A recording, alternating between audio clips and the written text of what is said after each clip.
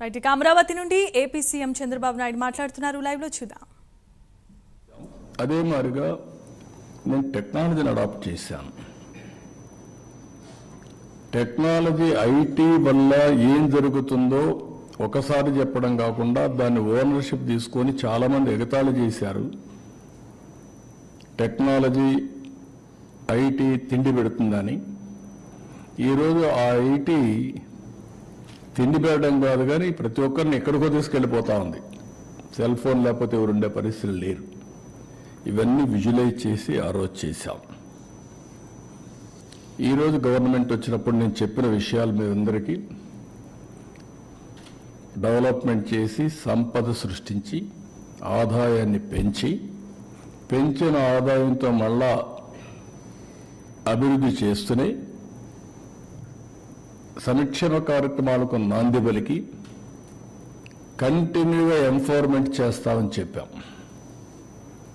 అదే మరిగా వచ్చిన 7 నెలల్లో స్వర్ణ ఆంధ్రప్రదేశ్ విజన్ 2047 తీసుకొచ్చాం. దాంట్లో నిర్దిష్టమైన ఆలోచనలు పెట్టుకున్నాం.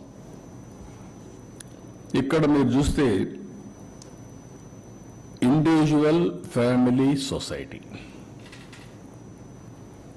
ఒక వ్యక్తి పూర్తిగా ఆనందంగా ఉంటే ఆ కుటుంబం పూర్తిగా ముందుకు పోయే పరిస్థితి వస్తుంది. ఇండివిజువల్ అడ్రస్ చేయాలి. ఓసారి ఇంట్లో కూడా మనం చూస్తే పిల్లలు కూడా తల్లిదండ్రులు చూసుకోలేని పరిస్థితి. ఈరోజు నేను పెన్షన్ ఇచ్చాను.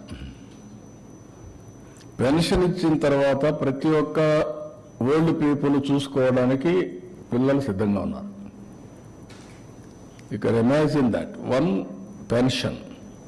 అది కూడా నేను 4,000 ఇచ్చాను, 6,000 ఇచ్చాను, 10,000 ఇచ్చాను, 15,000 ఇచ్చాను, వల్నరబిలిటీ బట్టి. 4,000 రూపాయలు ఏజ్ వితంతులు వీళ్ళకందరికి ఇచ్చాను. అదే సమయంలో 6,000 రూపాయలు దివ్యాంగులకు ఇచ్చాను. అదే సమయంలో 10,000 రూపాయలు కిడ్నీ పేషెంట్స్ ఇలాంటి వాళ్ళందరికీ 10,000 ఇచ్చాను. 15,000 మంచం మీదనే శాశ్వతంగా ఉండి ఒక అటెండెంట్ కావాల్సి వస్తే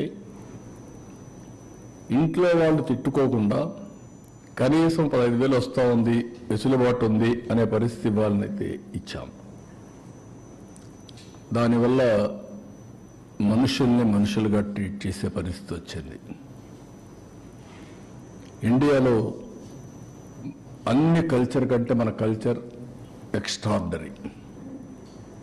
ఫ్యామిలీ వ్యవస్థ వల్ల సెక్యూరిటీ చాలా పర్ఫెక్ట్గా ఉంటుంది. అలాంటి వ్యవస్థ మన భారతదేశానికి ఒకటే ఉంది. ఈ ప్రోగ్రాం వల్ల ఇండివిజువల్ వ్యవస్థ బాగుపడింది. ఇప్పుడు ఇంకొక పక్కన మీరు గుర్తుపెట్టుకోవాల్సింది, ఇండియాకు ఉండే అడ్వాంటేజ్ ఎక్కడ లేవు. ఆధార్.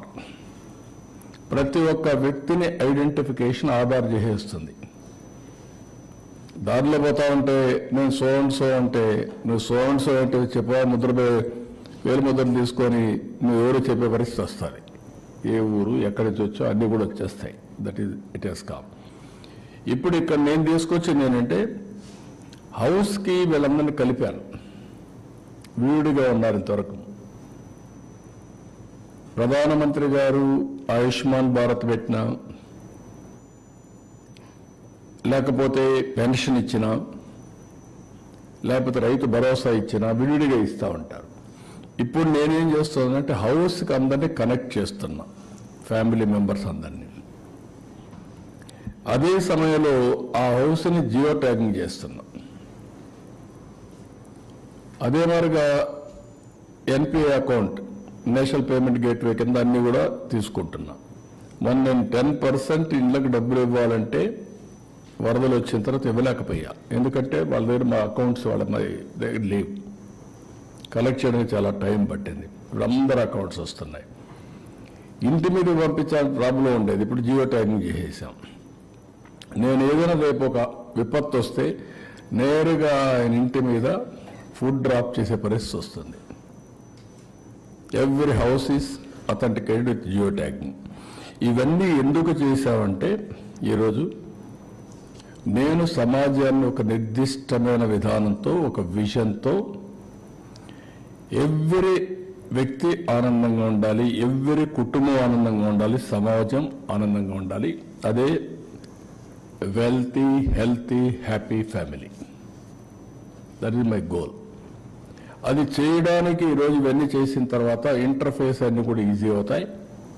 అందుకే P4 అన్నాను, జీరో పావర్టీ. ఆర్థిక అసమానతలు తగ్గించడం కోసం నిరంతరం పనిచేయడం.